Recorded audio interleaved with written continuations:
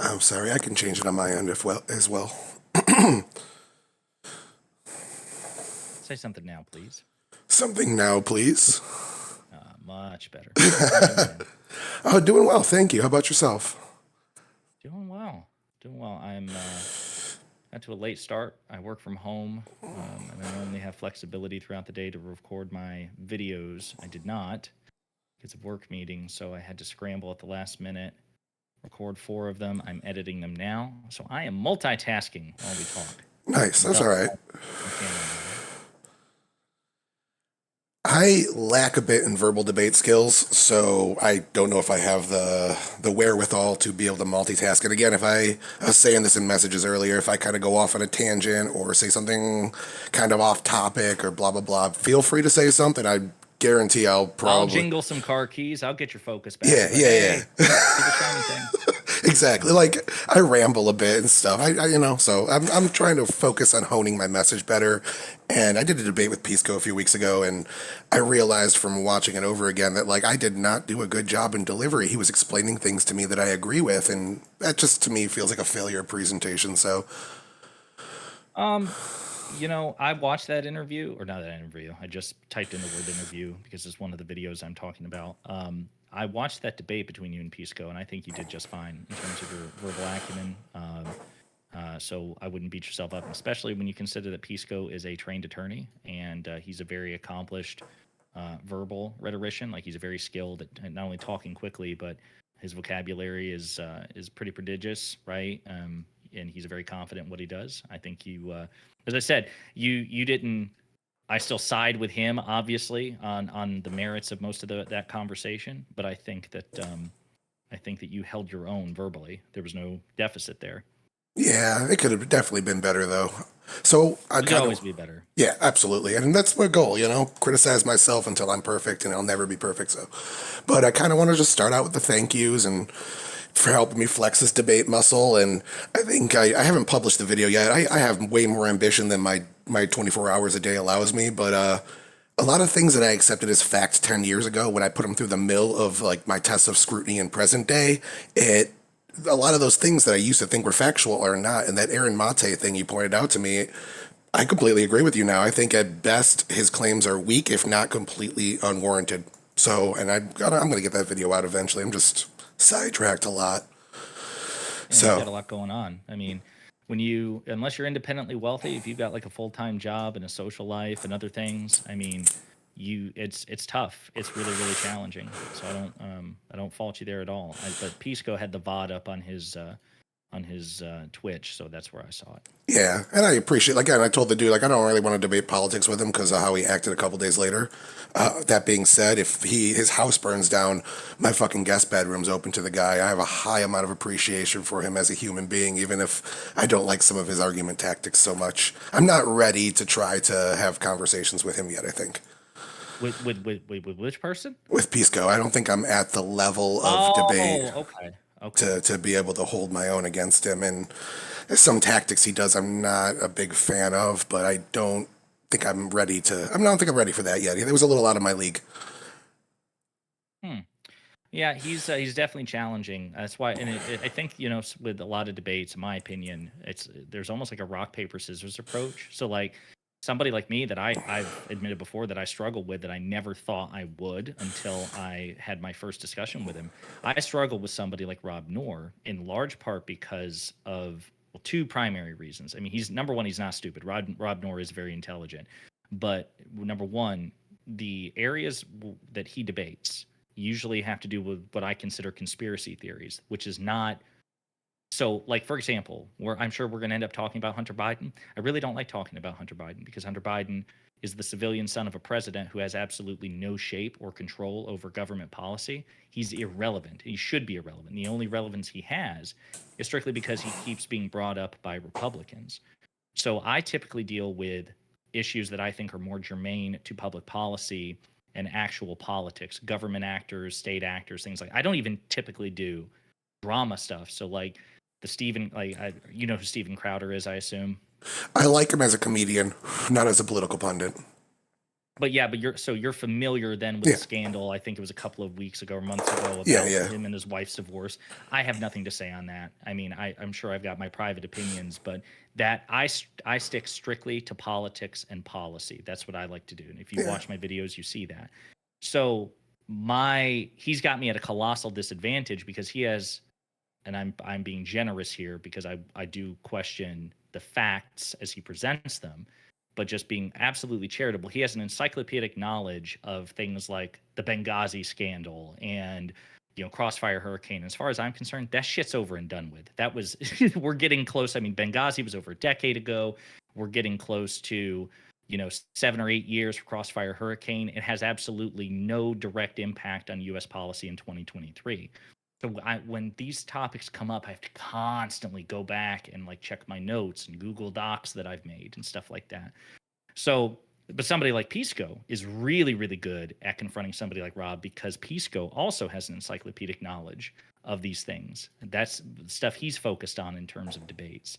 And so it's almost like a rock, paper, scissors thing. So you might have better luck with me, or you might feel better about a discussion with me than you would with Pisco because maybe you and I will discuss similar things. So yeah. I would not be surprised if you think that there's a better matchup and that you would need to beef up in certain ways to take on Pisco. In all honesty, I'm kind of taking some notes as you talk, so I don't think I even want to talk about anything that's happened in the last 5 years, just kind of for my point. My kind of general mission statement is trying to remove, and I know this word is loaded, I don't mean it to be, just for lack of a better term, I'm trying to remove toxicity from the political discussion a bit. I think that it doesn't have a good place in politics, and both sides of the argument need each other to form the best policy in the long run. And I could give some examples of that, as well as examples of how usually when the party that's not in power has a very similar playbook, even if it's Republican or Democrats, they kind of do very similar actions, though there are some key differences. You brought up Benghazi and Crossfire Hurricane.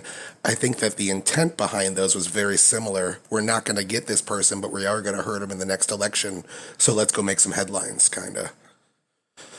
And like, I don't see Hillary doing anything wrong in Benghazi. I thought it was extremely overblown, but I kind of feel very similar about Trump with Russia collusion. Now, there are some nefarious things Russia did for sure, and we can get into the details if you really want to. I just kind of want to stay 10,000 feet up on that. But I feel like these are tactics. I feel like the politicians know that they're playing a public perception game, and they know exactly what they're doing, and they're just feeding you what they need to and not admitting to things that they know are true because it would hurt their position and whatnot.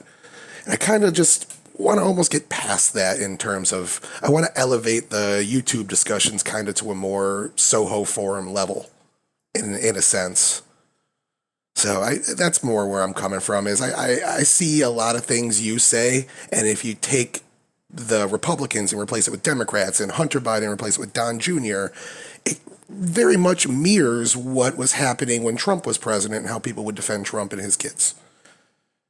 So Yeah, we completely disagree on that. So there has never been any sort of scrutiny into John Jr. the way that there has been Hunter Biden. There's a complete asymmetry in that respect, and that's where see that's interesting because that gets to my frustration with the position that you seem to advocate for and others seem to advocate for on Twitter, which is this both sidesing. Now, if you were to say, hey, listen, to some extent or another, there was an unfair fixation on the children, the civilian children of politicians, then I could agree with you there. And if you want to cite Barron Trump or even Don Jr., fair enough. But to claim or to suggest that there is a comparability in terms of what Hunter Biden has been through at the hands of Republicans no, to no, no, what no, that's Don not what I'm Jr. saying.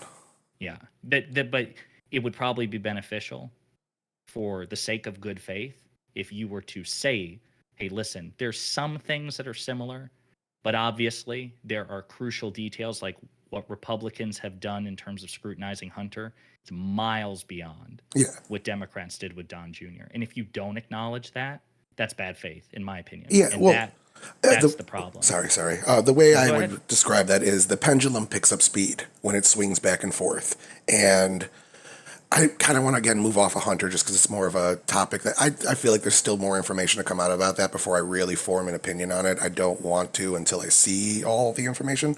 So I would more look at it in the context of, I don't know if this is a good example or not. You'll probably call me out if it's not. When Trump was inaugurated, there was a riot at the Capitol.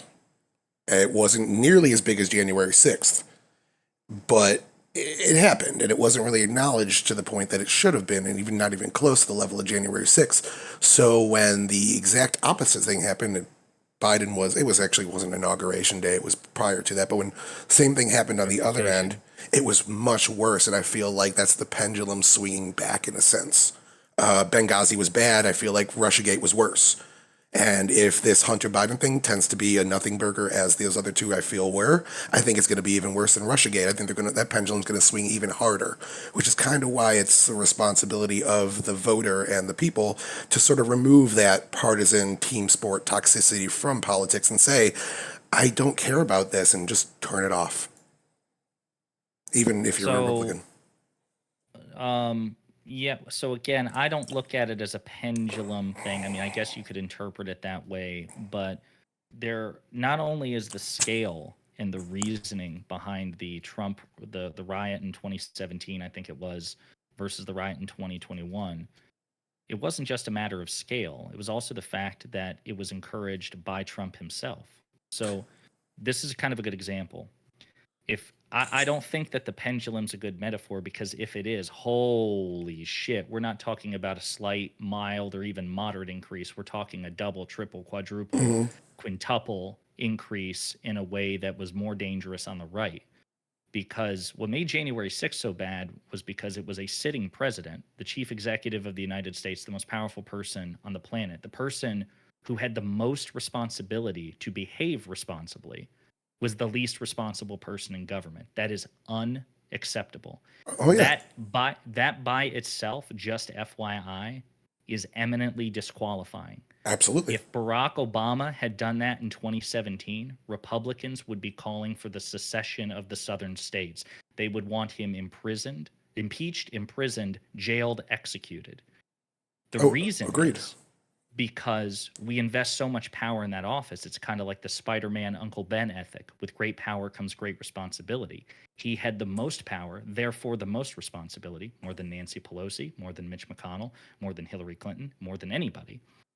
And he failed spectacularly. As a matter of fact, he incited the mob in the first place with a series of lies.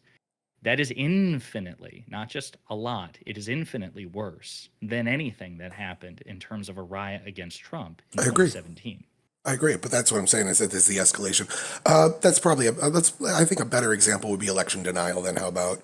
So I would say Trump's 2020 election denial is the worst thing we've ever seen in terms of election denial. He's campaigning on it, but at the same regard, it does mirror a lot of the 2018 election denial around Stacey Abrams that even all the presidential candidates at the Atlanta debate in the Democratic primary were pushing as well.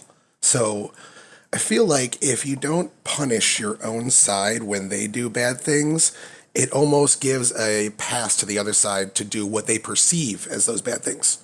And it usually tends to be even worse if you're the person that feels victim to these things. You see it as even worse than it really was. So then you feel justified turning around and doing it back. And I really just think it's important for people to police their own side. So again, if Hunter Biden did do something wrong, I think it's extremely important that we actually do something about it. But again, I'm still reserving my opinion for more information. I don't think the Republicans have brought the goods yet. There's a little smoke for sure, but I don't see a fire. But I think it's very important that the Democratic Party should have stood up and said, no, Stacey Abrams, you lost that election. You shouldn't have gone in front of Congress and told them it was stolen from the voters. And you shouldn't have pushed election denial. The DNC shouldn't have invited her to a governorship panel and said she was the rightful governor of Georgia. And the Democratic primary candidates shouldn't have pushed the theory that she lost. And in my opinion, it's nowhere near as bad as what Trump did. Absolutely not. But when you don't police your own side and then the other side does it, it could be seen as unilateral disarmament. if the Republicans didn't kind of or some of the Republicans didn't do the same thing back, in a sense. So I kind of find it very important to call out your own side when they do bad things as well. And, just stay open to the fact that I truly believe everyone from Nancy Pelosi to AOC to Trump are all decent human beings doing what they think is the best way to progress the country forward. And they just completely disagree on their views of federalism. Sometimes they disagree on the solution, but most times they disagree on the way to get to a solution that they both share. I think that's good. I think it's really good to have that debate. And I think, most sides of an argument, you see, like, the example is there's a fence in the field and somebody says, we should pull this fence out and put a parking lot here because it would help the business next door. And the other side of it says, maybe we should figure out why this fence is here in the first place. And it turns out it's to keep animals wrangled up so they don't walk into the street. And that really vague example to me defines progressive versus conservative. Kind of, vaguely and whatever, but it does bring some merit to both sides should have a say, and what results usually is much better than if one side just forces their way for 2 years and then sits in office for 2 to 6 years after that. Yeah, so I'm not sure where to begin. As far as the Stacey Abrams thing goes, the Democratic primary has been so long. I don't recall what you're talking about, where they called her the rightful or so you would have to send me a link to that. Sure. Number one. Number two, now from what I remember with Stacey Abrams, there was, I think the case was that Brian Kemp had enacted measures like voter roll purges and other bureaucratic impediments to suppress maximum voter turnout in a way that advantaged him, the incumbent Republican governor. I think that was the case she was making. Like, listen, if you'd left the voter rolls alone, if you had not acted in such ways to suppress voter turnout, which we know Republicans generally do. We've actually had Republicans, including Donald Trump himself, openly admit that if eligible voter turnout is maximized in the United States, in their words, in Lindsey Graham's words, in the words of Republican lawyers speaking before the United States Supreme Court during the last election cycle, we will never win another election again. Those are their words. So they are incentivized to suppress voter turnout because they know, generally speaking, they're less popular. So I'm not going to sit here and say that Stacey Abrams' rhetoric didn't get from time to time reckless, because especially with the word stolen. Like, for example, I don't think was Donald Trump the legitimately elected president of the United States in 2016? I would say so. Yes, Russia intervened, but we don't have evidence that they did it to such an extent that it deprived Hillary of the election. Did the FBI announcing the reopening of the email investigation suppress her turnout? Yeah, more than likely. But was that an illegal move by the FBI or a necessarily bad faith attempt by them? No, I think it was just a clumsy mistake that had a deleterious impact. But as you concede, Stacey Abrams and the election denial of Stacey Abrams in 2018 is not a justification or an excuse, and certainly not comparable in terms of the consequence and the nefariousness behind it to what Donald Trump did in 2020, what Donald Trump still does to this day. This is my problem is what's interesting is you focus on these cases with Democrats where they behave in arguably legitimately objectionable ways, where you can object to their behavior. But then it seems like in every instance, the Republicans do it worse. Like, I'm interested. Do you have an example of Republicans doing a thing that you think is bad, and then Democrats doing a thing in response to that that's very similar, but even worse? Because the examples we've talked about so far, why is it always Republicans behaving worse? It seems to be a trend.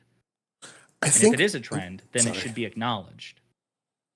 I don't think it's worse. I think that it's just one side when they're out of power. I would say Benghazi is a great example of Republicans acting in complete bad faith when I really think they knew better.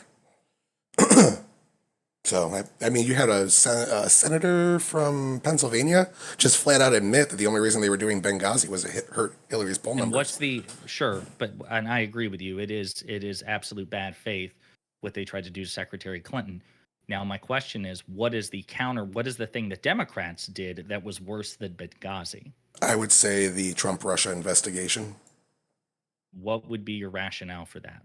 Well, I think you're probably better talking to Rob about this because he knows a bit more than I do. But what we learned from Horowitz and then was more expanded upon by Durham is the Democrats basically cooked this up out of nowhere, pushed it to No, the they didn't. FBI. They did. It was a man named Igor Danchenko was 90% of the Steele dossier of that Steele information. dossier was not the predicate for the investigation. This Yeah, is my it was. problem Hold on, hold on, right hold on. out the gate. Yeah, I'm just saying that they cooked it up in a sense. Now, you're right, Papadopoulos was the reason for opening that investigation.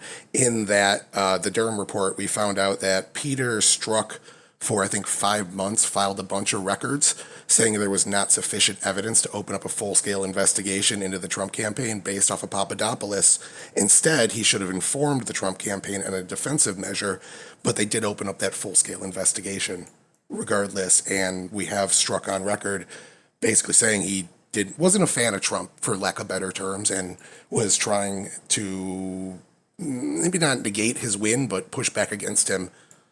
The deep state conspiracy, but not as crazy, essentially. There was So some predication that it was kind of made up. no, that's the problem. There wasn't. So both the IG Horowitz report and the Durham report both concluded, as well as a Republican-led Senate investigation into this. So three separate investigations concluded the FBI had a legitimate predicate to investigate Trump and Russia. Yes, yeah. Well, just hang on.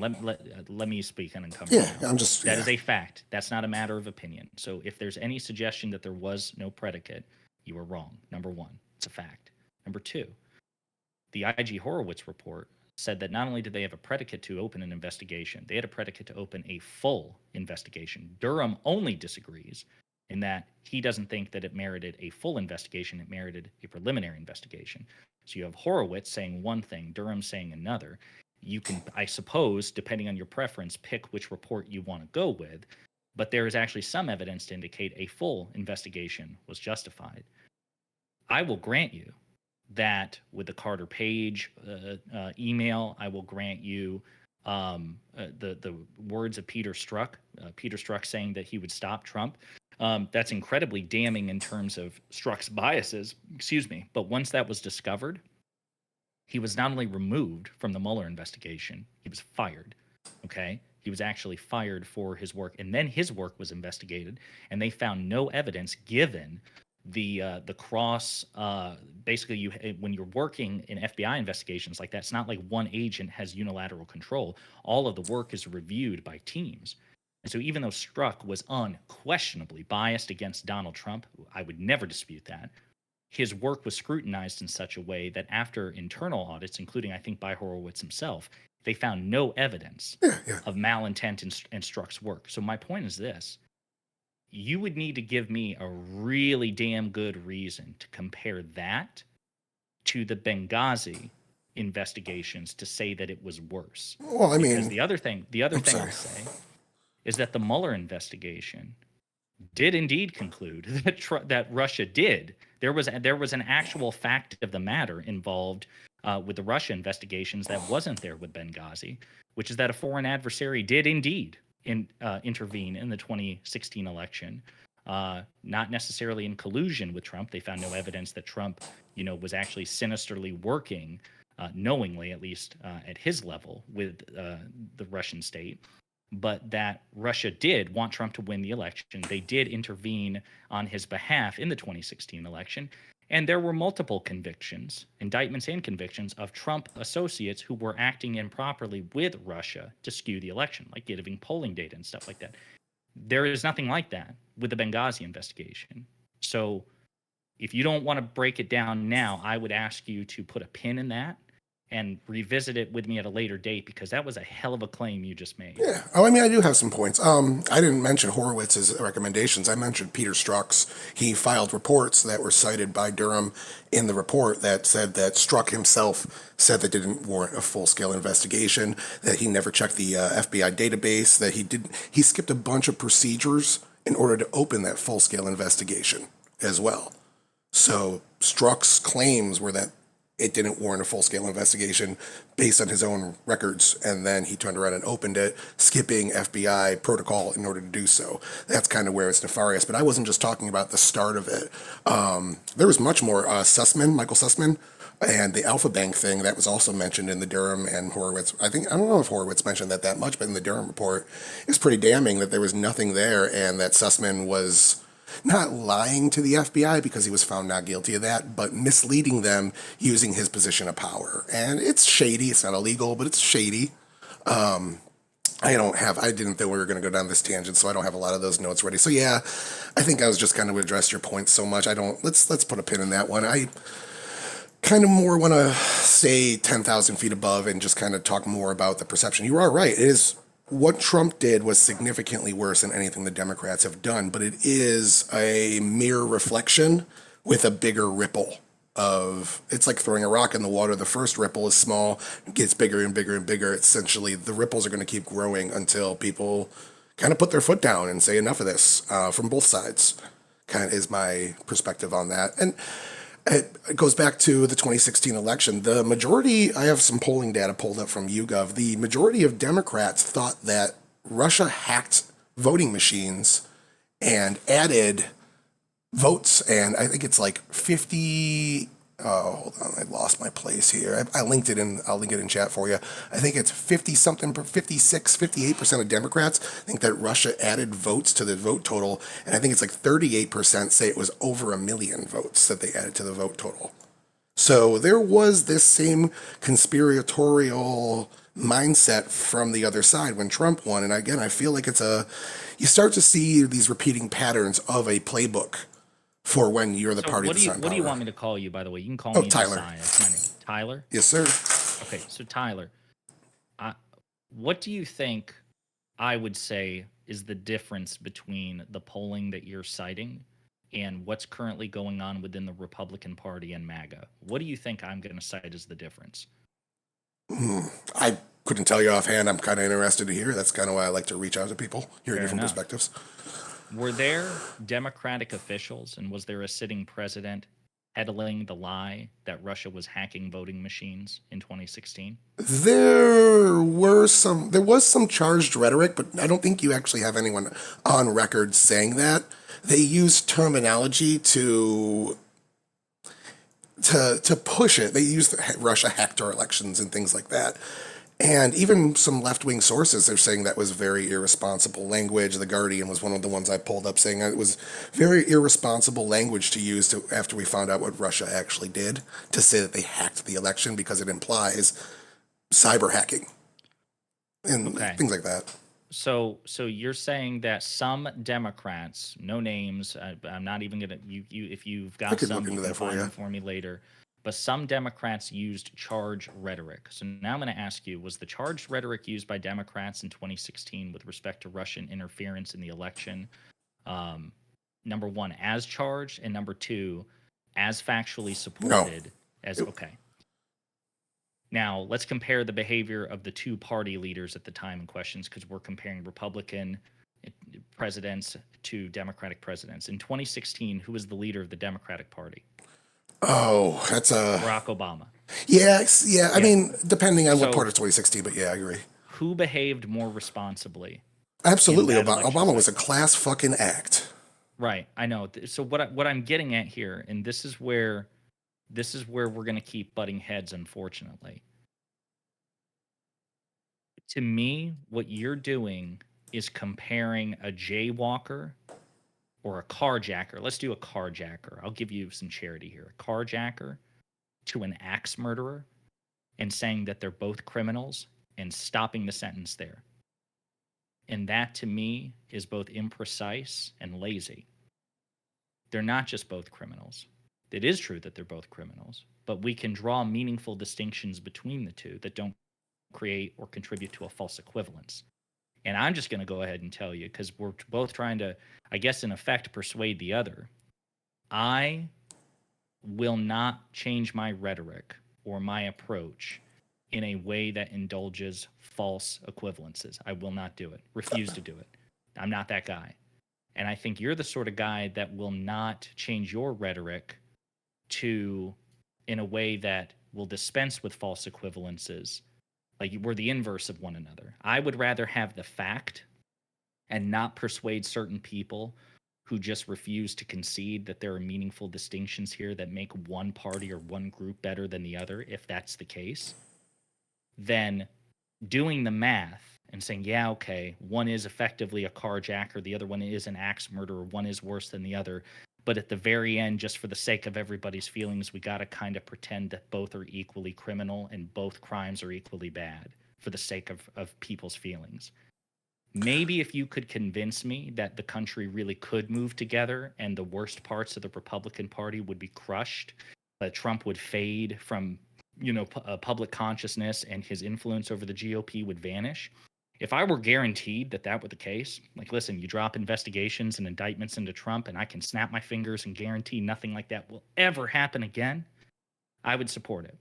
But until you can make me that guarantee, I'm going to continue to be partisan because those are what the facts support. Sadly, I don't think that's ever going to happen. I just think that the overwhelming center has to band together to push out those more radical factions of both sides. I don't think you're ever going to get them to go away.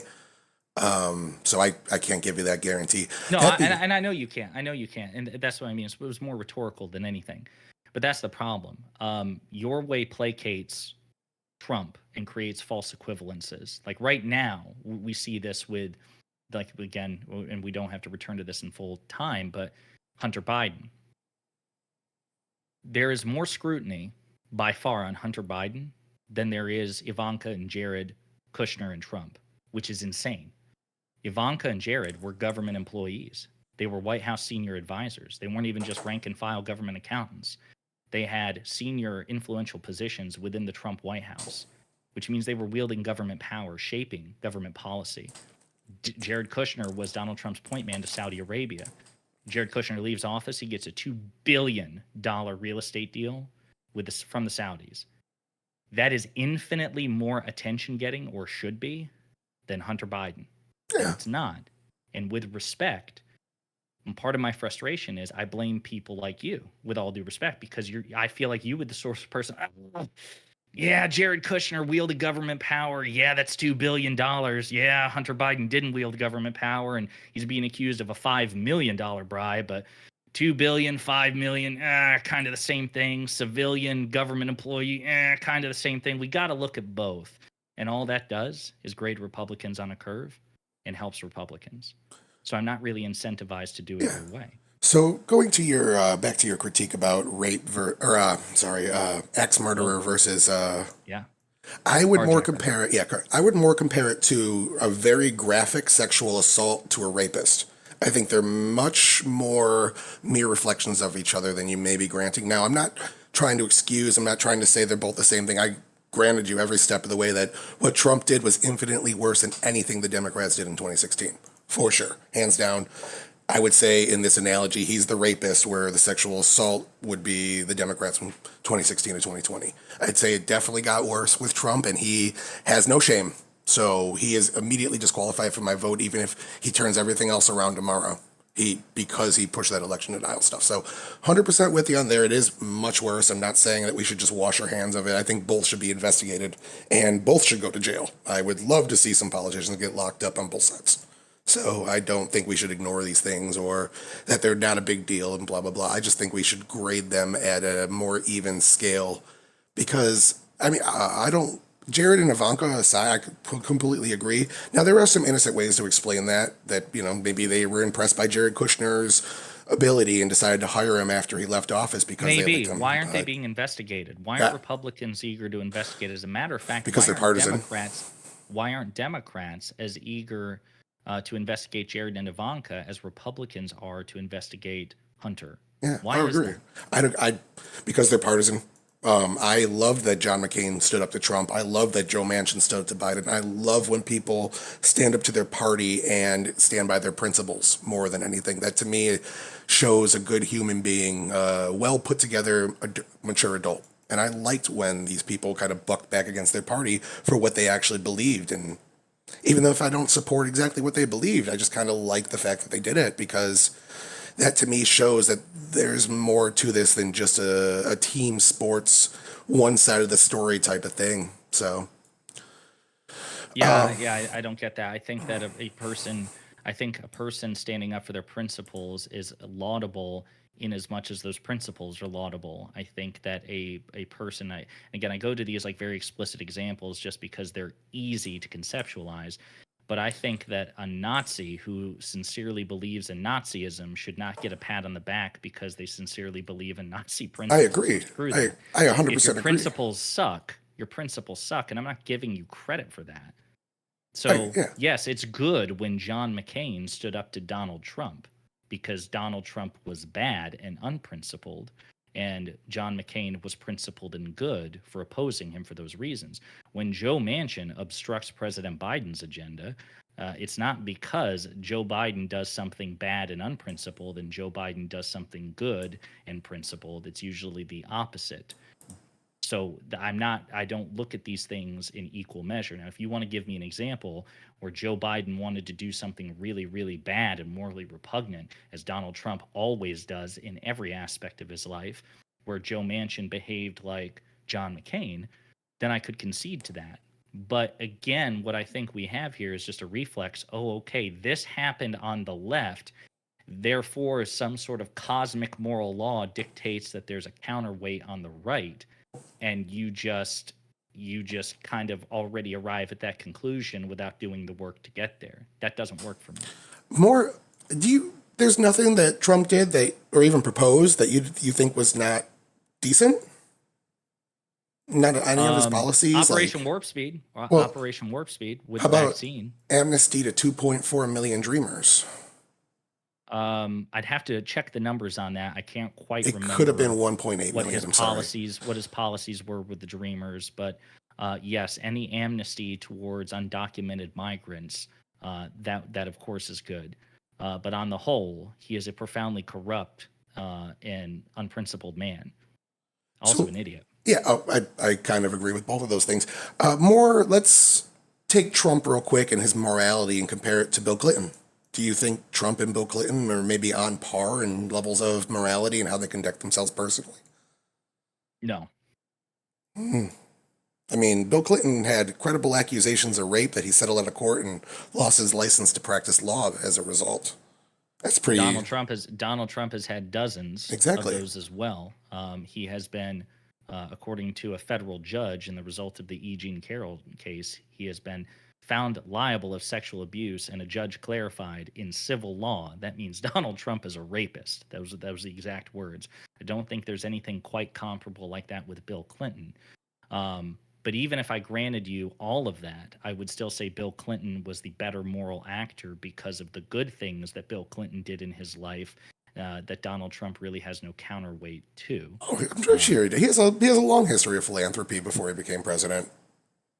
He's done a lot of decent, like there's. I really think if he just took a good, honest sit down of some of the things Donald Trump has done in terms of philanthropy, he'd be like, oh, that's not so But bad. Tyler, Yeah, Hitler loved dogs.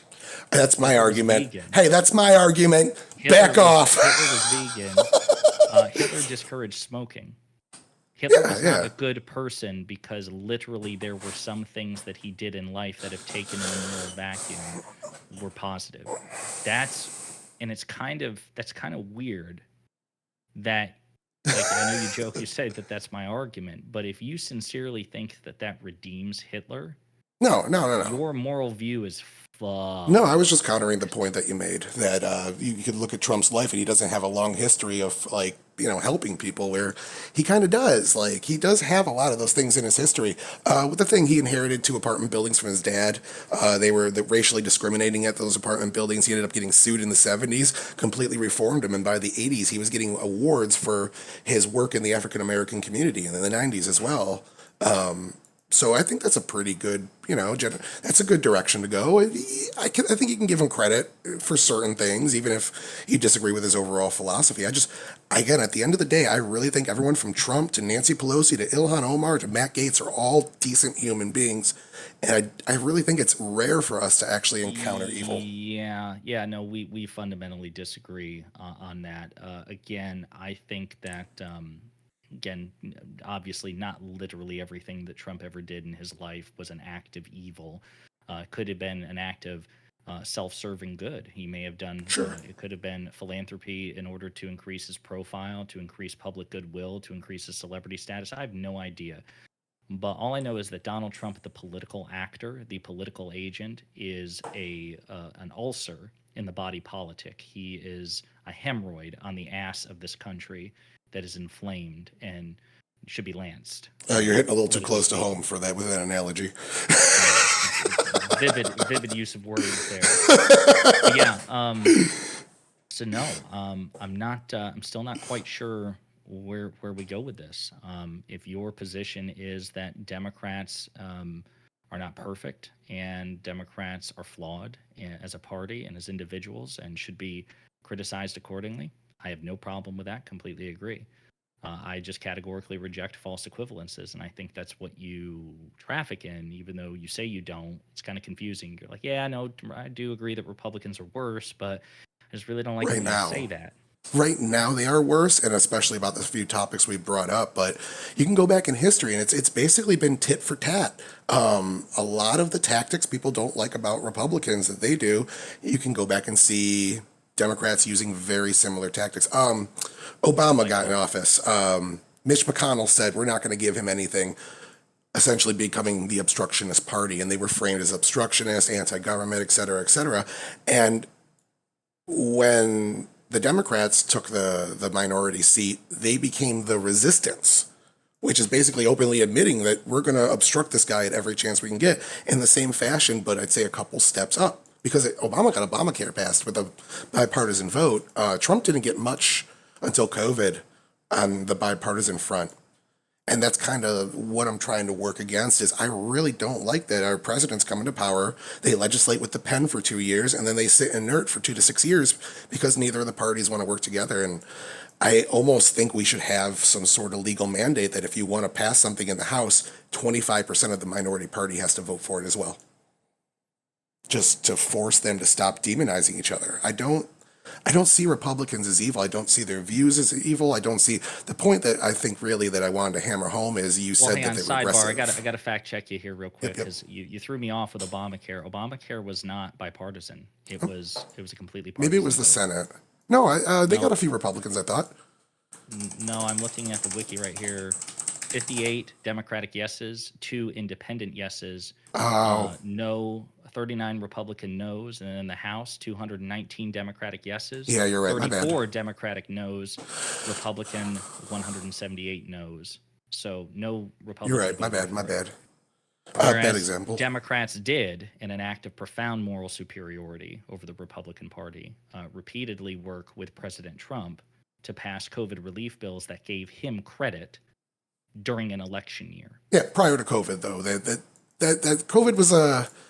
I don't like to talk about the economics of the Trump administration with COVID involved because it was such a big black swan, as I think it is the term used, event that it throws a wrench in terms of comparing him with other presidents and Well, whatnot. no, it really doesn't because Donald Trump, there were 3 COVID stimulus relief bills passed, 2 under Trump, 1 under Biden. All three had Democratic support. Democrats supported even when Trump was going to get the credit during an election year. When if they really wanted to be obstructionists, they would fuck him over, or they would have tried to. They didn't. They Yeah, worked with yeah. him. And as soon as Biden got in office, the Republicans who previously had backed the 2 previous Trump-led stimulus bills did not support Biden at all. I So can't see justification though for the amnesty. Every Democrat voted against the amnesty bill. What amnesty bill? It was okay. So it started out. This is how Trump wanted to reform immigration. He wanted to take it to a merit-based system. So it was merit-based immigration, end chain migration, and fund the wall in order to get amnesty for, I think it was only 1 million Dreamers at the time. That was early drafts of the bill. Later drafts of the bill dropped the amnesty, dropped the chain migration, and just said fund the wall, $30 billion for the wall, and we'll give amnesty to 2.4 million people that are here. Well, that's a bit of a difference there, right? And I'm taking everything you say at face value because again, I'm not like fact checking you in real time, but they didn't do it out of spite. They did it to stop the wall. They didn't want the wall tethered to an amnesty bill. It would be a $39 billion financially irresponsible token of Trump's xenophobia. There's no security expert in the world, at least in terms of immigration, who seriously thinks that a wall would have been a productive use of money. So I don't fault, at least in terms of how you're describing it, um, Democrats rejecting Trump's poison pill. They're like, hey, I'll give you amnesty if you give me my wall. That's at least a legitimate reason to contest, and I'm just taking it at face value. So, but again, even if I grant you that that is an instance where Democrats were spitefully obstructionist, I can give you simply more examples when they're not than you can for Republicans. And that's the thing where you have to understand. I'm showing you my cards here.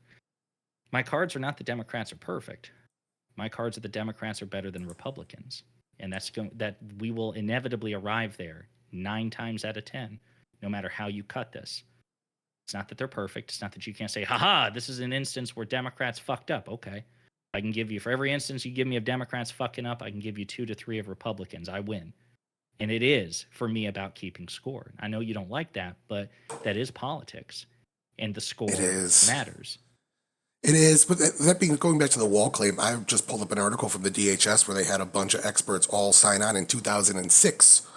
And this was mostly Democrats saying that the wall, it was the secure fence. And Democrats, when I was younger, Bill Clinton Democrat myself, were very pro border security, very pro building, at least in some areas, building fencing and walls and such. And so there's a lot of old school Democrats that kind of disagree with you on that, as well as, just the voters that disagree with you on that, as well as legislators from the time, and even some that made it over to now. Like Nancy Pelosi's outlook was that the wall would be ineffective and we need to do more. So they're not, I don't know. I see in the history that we see Democrats supporting this type of legislation, and it seems like as soon as Trump proposed it, or ex-Republican in office proposed it, they were suddenly against it. And if that's the case, Tyler, why didn't they propose it in between Bush and Trump? Because we've had issues with the southern border for decades. It's a bipartisan issue. So if they really supported that wall, as you say they do, why didn't they support it when Obama was president? If it was really about just who would get the political credit and acting out of spite. Well, they did. It was passed in 2006. It didn't start getting implemented until Obama was president. And Obama bragged that he was the deporter in chief because of his strong border security. But we're moving the goalposts here. So you said that Democrats supported the wall until it's done under Republicans. But I'm saying if that's the case, why didn't they push for the building of a wall under Obama? They did, but not a full wall. They voted for putting a wall up in segmented areas. So maybe there were a bit of substantive differences between what Trump wanted. Oh, for sure. Yeah. I'm not trying to say they were exact. Yeah. Right. But that would justify. That's the thing. If there are substantive differences between two things, then it justifies treating them differently. I was just again addressing the claim that you made that every expert said that walls don't work, but I just found a page of experts and Democrats saying it did, just not to the extent Trump. You're right. It was a bit of symbolism. I don't think it's xenophobia. I think we're attributing a little too much malice where ignorance probably picks up. But I think there was some symbolism there. And Trump was the president saying multiple times we need more immigrants than ever, but they have to come in legally and things like that. He did do some things to help with border security. The problem is, number one, the problem is I didn't say the security experts objected to a barrier or a wall, like a physical barrier. We still have walls and fencing at the border now. Nobody's saying rip them up. I'm talking about the wall as Trump envisioned. The majority of security experts, I remember in 2018, they had congressional hearings about this, and people were saying, no, in 2023, you need surveillance, you need drones, you need intelligent checkpoints, you don't need a 700, 800,000 mile long physical barrier of concrete, blah, blah, blah, that it would be ineffective and it would be a waste of money. That you're comparing apples and oranges. Obviously, in some cases, at some points, you need physical barriers. And I think most security experts would agree with that. Yeah. Again, Biden administration was building some parts of Trump's wall. They weren't finishing it to the degree Trump wanted, absolutely not. But there is some effectiveness behind it. And Trump did like whether you like what he did or not, whether you like that his administration used separating kids from their parents as a deterrent, which is gross. I completely agree with that part. It's gross to do, but the results of it were that we saw illegal immigration kind of plummet under his watch, and then it kicked back up after. When did we see illegal immigration plummet under his watch? During COVID. I'm pulling up something right now for the last 20 years. Oh, damn it, paywalls.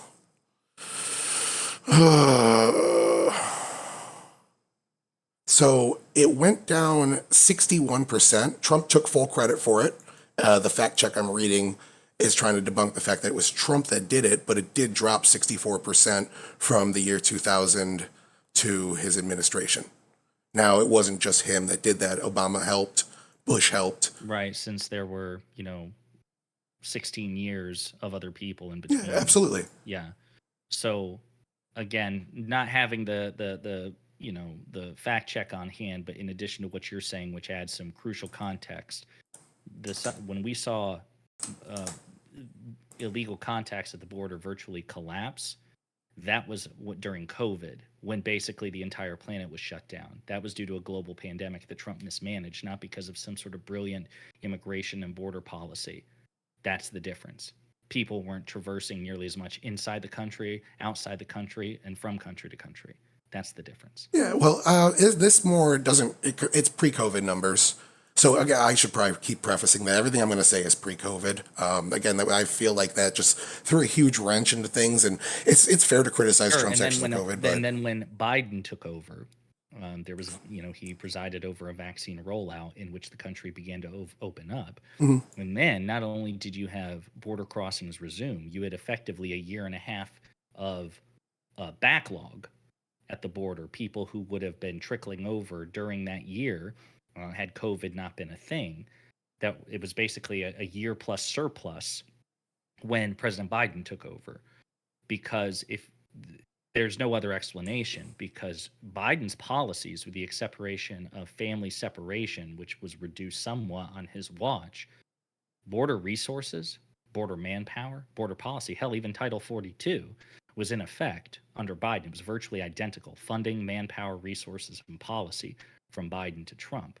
So when people say Biden has an open border policy, they can't actually point to anything because it's just not true. yeah. So I don't think we can credit Trump for what seems to be a statistical fluke unless you can give me a reason as to why border crossings were so low. And from what I remember, it was because of COVID. Again, this is all pre-COVID. In the year 2016, there were 408,870 apprehensions. I linked you the citation in Discord chat as well if you want to take a look. So they're basically fact-checking Trump's claims and saying he is correct, but he over-buffed the numbers, which he tends to do all the time. So the calculation shows that there were 52.4% decrease from 2017 from 2016 to 2017. And it cut the number almost in half. I want to say stay in Mexico policy probably helped a lot with this, but that kind of has to do more with asylum seekers, people that sneak over the border, retroactively apply for asylum once they get here, and then show up to their first court date, they're denied asylum, and they never show up for their deportation date. So that's kind of what the stay in Mexico policy really focused on. But the fact that that incentive was no longer there probably did help mitigate some people illegally crossing the border. Right. So again, even the fact check you're citing, though, again, it doesn't make the case that Trump himself. It's not Yeah. the case that Trump is making for it. I'm not saying that border apprehensions or illegal contacts at the border didn't reduce under Trump. I'm saying, like most beneficial things that happened under Trump until it all imploded, it was largely continuations of pre-Trump trends. Oh, for sure.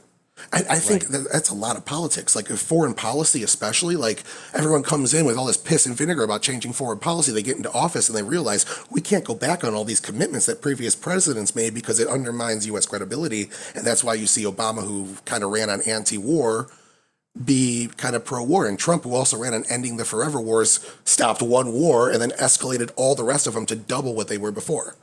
You know, What like, more did he stop? I think he's given credit for the Iraq War, stopping surge number 3 of the Iraq War.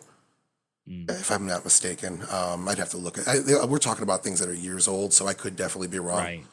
No, that's okay. I'm with you. So, listen, we're gonna have to wrap up in the next about 15 minutes. Oh, 15 for sure. minutes. So, again, I'm not. I'm still not exactly sure what you're getting at here. Again, I'm kind of unmoved. My position is, and I'll just summarize thusly. I am partisan.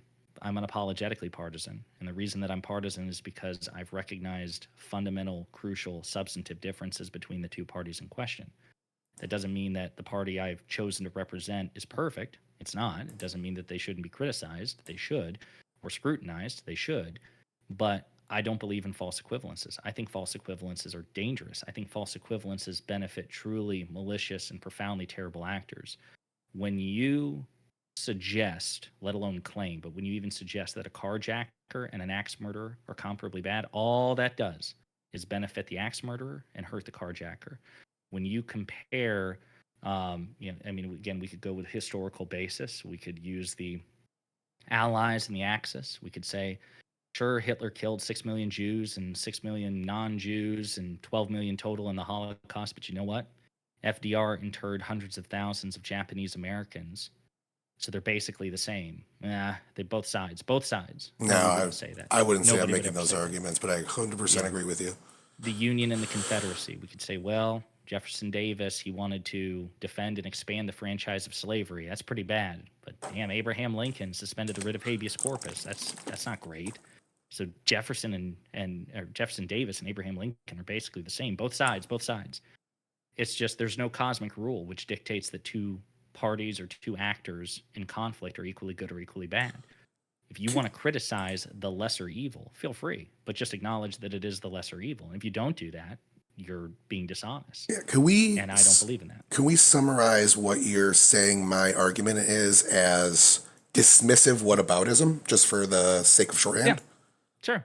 I am against dismissive whataboutism. I think there is a place for whataboutism, but I don't think that's good grounds to justify anyone's actions. What you're saying when you use that type of dismissive whataboutism is, sure, my guy's actions are as bad as your guy's. Let's just forget both. Mine is, both actions were bad. Let's send them all to jail. So I think it's kind of, and I would go with less axe murderer and carjacker and more vicious sexual assault versus rapist. I definitely agree that Trump's actions were worse. I see a lot of mere reflections, and it's going to take me some time. Maybe if you just keep an open mind to what I'm trying to say, and I'll try to construct these arguments a little more compelling. Then, I didn't know where this was going to go. My citations that I had pulled up, I didn't use most of them. So I kind of thought we were going to go in a different direction. I was completely Well, wrong. you've got 12 minutes. I mean, if you, No. I think this is a great baseline. I think we established a good rapport. I think you don't, at least hopefully, don't see me as a dishonest person. And I don't know if you're being actively dishonest, but I think the worldview that you, at least the one at least you expressed on Twitter, I'm still not exactly sure in the conversation, the one that you ascribe to here. But I think that definitely the worldview you ascribe to on Twitter leads to dishonest conclusions which it can. only advantage the worst of the whichever two actors are being compared. And I think that's incredibly dangerous and It can. dishonest. It can, absolutely, yes. That would be the conclusions drawn from it, though. So, like Alex Jones. Alex Jones makes a good factual point every now and then the conclusion he draws for it is fucking lizard people. And that's, I think, where the problem lies, is I'm not making those conclusions, more as I think that we need to kind of stand up for this at the same level of Vietnamese, no matter whose side it is, and just say this is not good, and we shouldn't allow Trump. Trump should be disqualified from running again, and maybe not in a I legal don't know sense, what but equal. I don't see. That's the thing. No, only equal vehemence is only merited if the two things being vehemented against are equal. That's what I'm saying. It's almost like, yeah, if I'm now, it's like, okay, I'm a judge and I've got to sentence two people, and the two people committed two different crimes. Maybe they were similar. Maybe one is petty theft and another's carjacking. Well, I got to punish them the same. No, you don't. Well, If you have to punish both of them, so be it. But you don't have to, nor should yeah. you give them the same punishment. That's insane. I'm not saying that. I'm saying that we should go after them. Maybe the charges that we put on them will be different, absolutely, but we should go after them with the same amount of aggression. Going back to election denial, like where was besides the vote in Georgia where she got blown out completely by Brian Kemp, where were the repercussions for Stacey Abrams saying that the election was stolen? Like nobody on the Democratic Party stood up to her. No one said a word. In fact, they endorsed it. They kept repeating it. They invited her to the DNC committee, the DCCC committee or whatever, as the rightful governor of Georgia. And I just They don't see anyone denouncing that. And again, there's Stacey Abrams, rightful governor of Georgia. I'll try to pull it up for you as well. Yeah, you're gonna have to find me that one because yes, it would be inappropriate to call, wildly inappropriate to refer to Stacey Abrams as the rightful governor of Georgia. I don't recall that being done, but I also recall more of a factual basis for Stacey Abrams to question. I won't say question the results, but to take issue with the results, not because they were decided in a way that was contrary to her preference, but because she could make a credible case that Brian Kemp worked his, he was the incumbent, or no, he was the Secretary of State, actually, is what he was, if I remember correctly. He was the Secretary of State. Yep. He oversaw the purging of the voter rolls as Secretary of State while he was running for governor. That is something that put him in a colossal position of advantage. And I think it's perfectly fair to go, hey, golly gee, that's super fucked up. That to me is more of a basis to go, basically to say to Brian Kemp, hey, listen, if all things had been equal, if we had an even playing field, I'd have kicked your ass. Maybe she's wrong, but I think she certainly would have stood a better chance. I would be 100% fine with that statement. Say what? Oh, I'm not maybe not 100% fine. I would be much more Yeah. accepting to that statement. But she went in front of the Senate and said the election was stolen. It's on the Senate record. So that's a little bit worse than what you're saying. And the fact that there were zero repercussions and she got to turn around and run for that same office and was backed by every Democrat, that to me shows that she wasn't held to task by her own side. And you could even see leading up to the 2020 election, there were claims being made that the election was going to be rigged, and there was a documentary on HBO about how you could hack into voting machines and such, and people on the Democratic side saying this is a worry, not actual Democrats, but media outlets, Mother Jones and such. Tyler, that's what I'm saying. Listen, man, okay, I'm taking everything you say at face value for the sake of discussion. If she said that, and if there was no condemnation of that by Democrats. I mean, again, I don't know what you want. I don't know if you just a public statement, hey, the election was not stolen. We share her dismay with how Brian Kemp did X, Y, and Z to stack the deck in his favor, but it was technically a fair competition in terms of there was no hacking of voter machines, blah, blah, blah, blah, blah, whatever lawyer speak you want to use. But we condemn her incendiary rhetoric.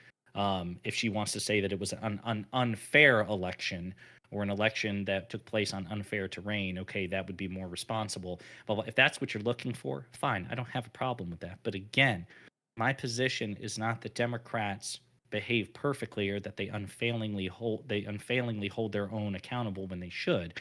I'm saying they're better at doing that. They're more likely to do that. Let me give you an example. A bigger election, a more important election, two more important elections, three more important elections. The election in 2000, the election in 2016, and the election in 2020. In 2000, Al Gore had especially with what we know now about that election and the Supreme Court interference and the margin of error between Bush and Gore in 2000. Let me put you like this. If Donald Trump had been in Al Gore's position in 2020 or in 2000, I would be eminently more justified or more understandable for Donald Trump if he had been in Al Gore's position in 2000. Al Gore had more rationale to bitch like Donald Trump does about 2020 regarding the 2000 election. Al Gore did dirty. But in 2016, in 2000, you know what Al Gore did after the recounts, after the Supreme Court finally stepped in and said no more recounts? Al Gore took his lumps, conceded the election, and moved on. In 2016, the day that the election results came in, Hillary Clinton publicly conceded to Donald Trump. When there were a handful, one or two, Democrats who objected to Donald Trump's victory, after having sufficient basis to at least question the election with the reporting in terms of Russia's interference, what did Democrats do? Democrats couldn't file a formal objection to Trump's victory because no Democrat would co-sign it. You had 2 in the House of Representatives say, we want formal objections to this election. And Democrats were like, guys, it's over. Just move on. Joe Biden even said it as he was presiding over the votes to certify Donald Trump's victory in January 2017. He said, give it up, move on.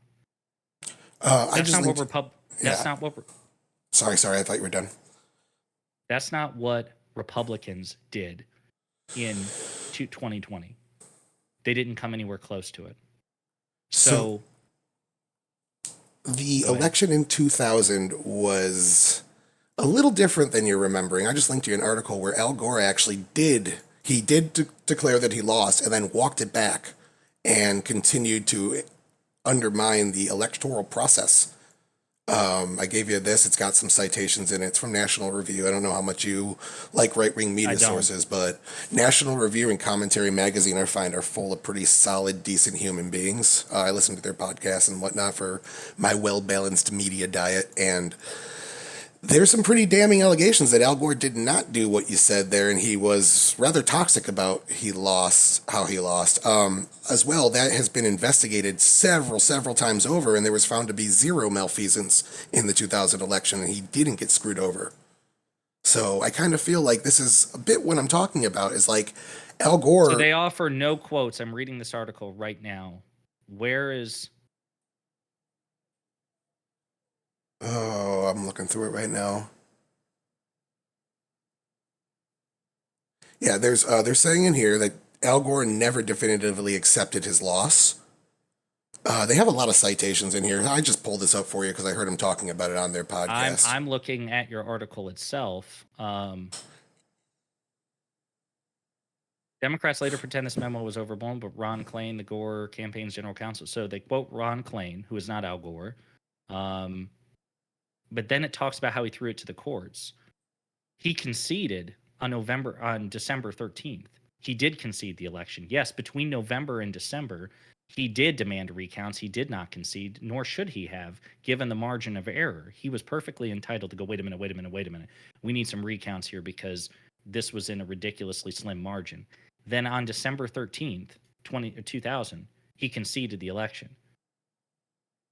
Yeah. I mean, if you want to kind of cherry pick that too, there were a couple instances where Trump did as well. No, he didn't. Yeah, there were, I think, 2 instances where he admitted that he lost, and then right after January 6th, the next day, he said he's focusing on a peaceful transition of power to the rightful president. That's not a concession. No. Well, number one, no, he didn't say that he never mentioned anything about a peaceful transfer of power because he went viral repeatedly refusing to commit to a peaceful transfer of power. And he's also unique in that regard. And he never uttered the phrase, I concede the election. Never. Al Gore did. Hillary Clinton did. Donald Trump never did. I'm looking at 3 articles where they say Trump finally admitted he lost the election, but still is pushing rhetoric about it being rigged. So it is kind of back. It is both sides of his mouth. You can send me the link, but what you'll find I'm agreeing with you. Trump said in private to advisors things like, I can't believe I lost to this guy. That's not a concession, Tyler. Come on, man. Yeah, I just admitted, he was speaking out of both sides of his mouth when he said, we lost, but we lost because it was rigged. So that's not really him admitting that he lost. My bad. Yeah. So this is what I'm saying. Like, that's an example of how both sides handle election rejection. Is in 2016, you have 2 Democrats who can't get any co-signatures from their other Democrats who are like, shut the fuck up and let's move on.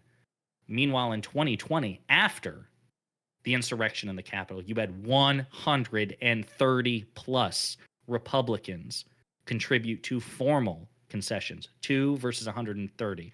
Orders of magnitude worse on the Republican side. So here's what Trump, even though I totally disagree with the outcome of the election, and the facts bear me out, nevertheless, there will be an orderly transition of power on January 20th.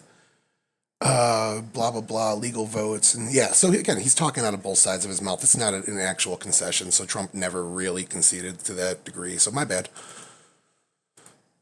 So listen, we're gonna have to wrap up here in just now like 2 minutes. But that's basically my position, buddy. Yeah. If you want to cite examples of democratic malfeasance, I'm perfectly happy to bite the bullet here because, again, I think you have a fundamental misunderstanding of my position. My position is not that Democrats don't misbehave and that Democrats shouldn't be called out when they misbehave. They do misbehave. They should be called out when they misbehave. All of those are true. But the fact that they misbehave does not mean that they misbehave as much, as egregiously, or as oftenly as Republicans. These two things don't follow. I think you lean too much in that direction. It's not honest, it's not accurate, it's not rational.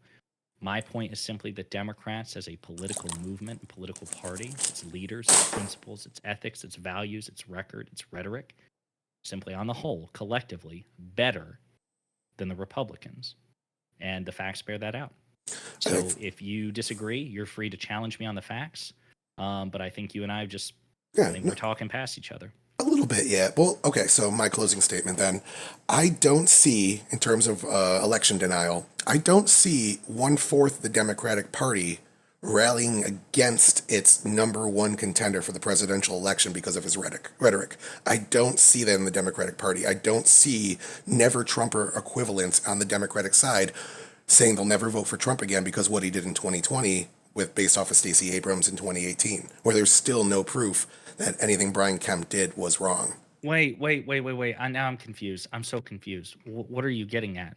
Why would Democrats not vote for Joe Biden because of something Stacey Abrams did? No, I don't. They voted for Stacey Abrams, and they endorsed Stacey Abrams, and they repeated her rhetoric. Whereas when Trump made false election claims, 25% of his party completely denounced him and said they'll never vote for him again.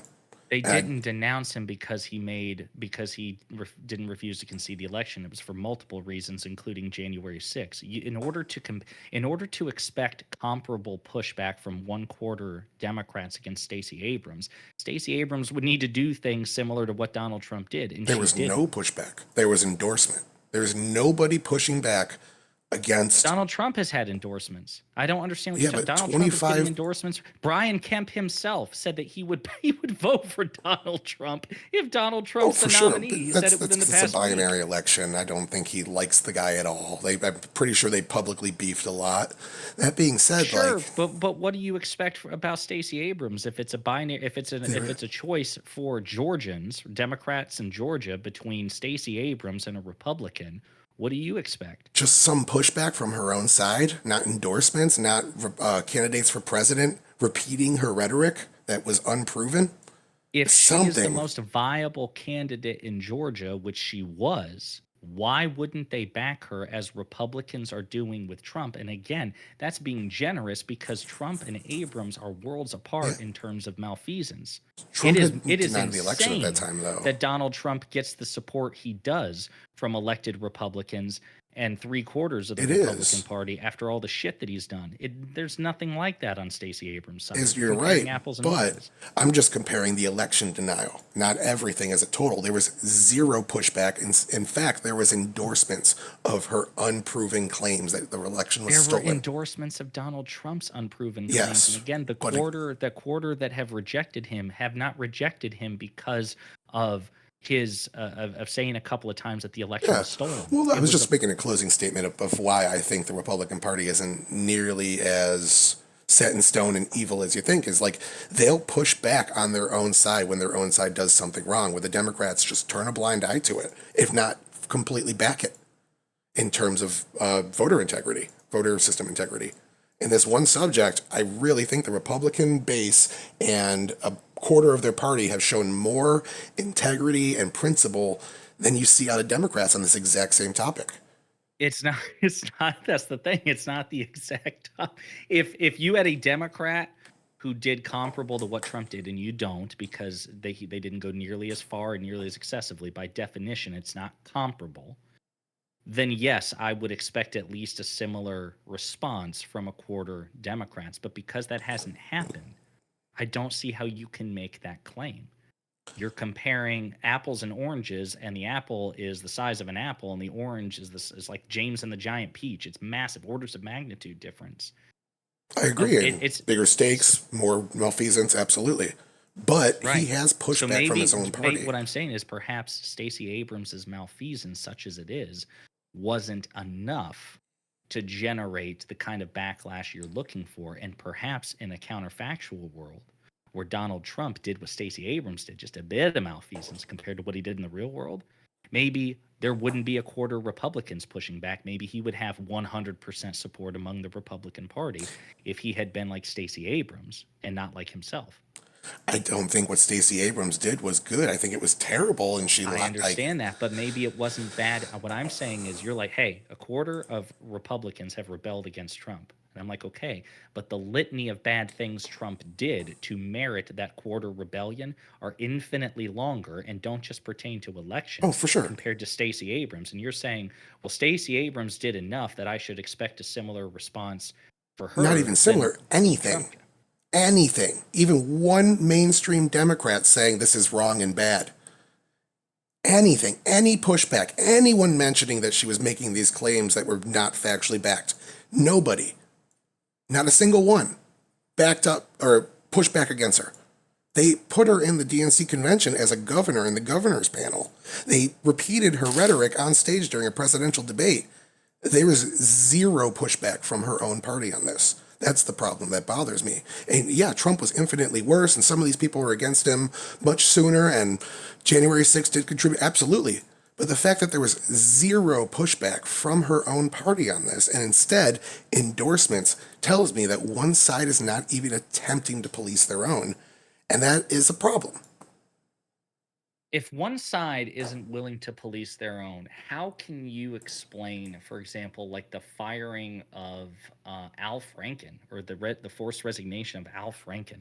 Al Frank, yeah, that was, I Or mean, I can explain that easily. what about President Biden calling on Andrew Cuomo to resign? What are you talking about? I mean, there are instances of that, yes, but You said that. Well, wait a minute. I'm confused. You say Republicans police their own, but Democrats don't. Where are Republicans censoring Marjorie Taylor Greene, who advocated for violence they repeatedly? they completely stripped Steve King of his Senate or his House positions and kicked him out of the House and ran endorsed candidates against him. They How did that exact after same how thing. long did it require? Did they When he finally said push back something on Steve disgusting, King? when he said Huh? something, I mean, I don't even know exactly what he said, so I don't want to say it was disgusting. I think it was that kind of similar to what Tommy Tuberville just recently said, that White defining, nationalism. yeah, yeah. Yeah. So I'm not 100%, I don't know what Steve King said, so I don't want to just smear him, my bad. But yeah, they stripped him of his powers and put all their money into his primary challenger. So they do police their own as well in that regard, but in this is on election malfeasance and whatnot, they did nothing. They endorsed it. They repeated lies. Nobody pushed back on her. She was the candidate in the next cycle and completely endorsed by the Democratic Party, 100%. And again, only because she was probably the best chance to win in Georgia. So it was putting politics over principle. And that bothers me. And I'm not saying Trump wasn't worse. He absolutely was. And anybody that just ignores it, probably more guilty than anyone on the Democrat side. But the fact that one side won't reprimand their own on this specific action, and you can't expect the other side to do it because it would be unilateral disarmament, and it just doesn't work in the public perception because they're all doing a little dance in front of us for public perception. Wait a minute. House Republicans only stripped Steve King of his committee assignments after basically the Democrats were in the majority, and they're like, if you don't strip him of his assignments, we're going to censure him. Yeah, well, they still, I mean, it could have been because of a threat, absolutely, but they did it. Well, yeah, of course it was because of a threat, because he made his remarks repeatedly and they didn't cave until the threat was issued. This is what I'm talking about, man. Listen, I'm not. If you want to cherry pick us, if you're getting hung up on Stacey Abrams, that's fine. I'll concede Stacey Abrams. I'm cool with that because I still win on the whole, and that's really all I care about. we're not. The false equivalence thing is just disgusting to me. So I get it. You can have Stacey Abrams. That's fine. I'll have. That is one leader within the Democratic Party who ran for governor, never became governor, lost 2 elections, and is a drop in the bucket compared to Donald Trump. At the end of the day, my thesis is still unimpeachable, which is that the Republican Party is collectively less ethical, more corrupt, has worse values, worse records, worse policies than the Democratic Party. So you know what? I'm not going to fight you on Stacey Abrams. That's fine. Because it's like cards. You got me with Stacey Abrams. I got Donald Trump. And that is the Trump card. So let's just agree on that. Democrats deserve criticism. Republicans deserve more. And we can shake hands. And I think that that's the factual basis of the world. I think that we can shake hands on that and hopefully have a consensus. I can agree with you that in the exact moment of right now, you're 100% correct. As Republicans definitely deserve more criticism for their actions. I just don't think if you look back in history 5, 10, 15, 20 years, that that statement is consistent is all. And I think that the party out of power... Donald Trump just got indicted again by Jack Smith. I want to see more because when the indictment about Mar-a-Lago came out, that's when we learned about the Trump tape, that he was saying these are classified documents, you shouldn't be looking at these. And that's really damning. I really think he might be screwed on that. But we'll see. We'll see what what don't comes want out. to both sides that? I don't both sides. I'm trying to tell you, I'm not doing this dismissive whataboutism that you're thinking. I want to see them all go to jail if they did something illegal. I don't think we should look past anything. So, conspiracy to defraud the United States, conspiracy to obstruct an official proceeding, obstruction of an attempt to obstruct an official proceeding, conspiracy against rights, and it's happening in D.C., so we don't have to worry about a Trump-appointed judge presiding. I am aroused. I mean, we'll see what happens. I need to see more detail before I come to a conclusion on it. You could be 100% right, or it could be overblown. I don't know. I just need more before I try to draw a conclusion is all. Oh, Jack Smith will give you more, my man. He's gonna give you more. So. Well, we'll see. We'll just see what comes out. I don't want to make any guesses. No, I don't blame you. Well, listen, man. I'm sure we'll have more of these conversations in the future. It was a good chat. I got to finish uploading these videos because I've been super tardy, but man, it's a good chat. From now on, let's keep our Twitter engagement to a minimum because clearly you and I enjoy talking at length, and it's not conducive to 216 characters. Absolutely. So if we disagree on Twitter, that's cool, but then we're going to have to go, hey, let's save it for a discussion. Okay. If you're down, man, fuck yeah. Like, I take back what I said. I would play Dota with you. Well, that's the thing. I was initially interested in playing Dota with you, but after the Stacey Abrams stuff, I'm afraid not. I'm gonna have to. I'm no longer receptive to your Dota invitation. I reject it outright. You can help yourself with Dota. I'm just kidding. What's your MMR at? I have no idea what that means. Oh, you don't actually? Do you play a lot of Dota? I don't play. I'm not a. Video I was just trying to make a joke. My favorite game. My favorite game is making fun of Republicans. Oh, and I'm a ranked champ. I'm a ranked champ in that regard, baby. I'm pretty good at it myself. Check out, if you do play video games, check out a game called Disco Elysium. It's a detective game. I played about 2 hours worth of that. And God, the dialogue is fucking fantastic. I love it. Yeah. All right, buddy. I got to let you go. It's an hour and a half in. Hey, thank you, man. Man. Yep, take her easy.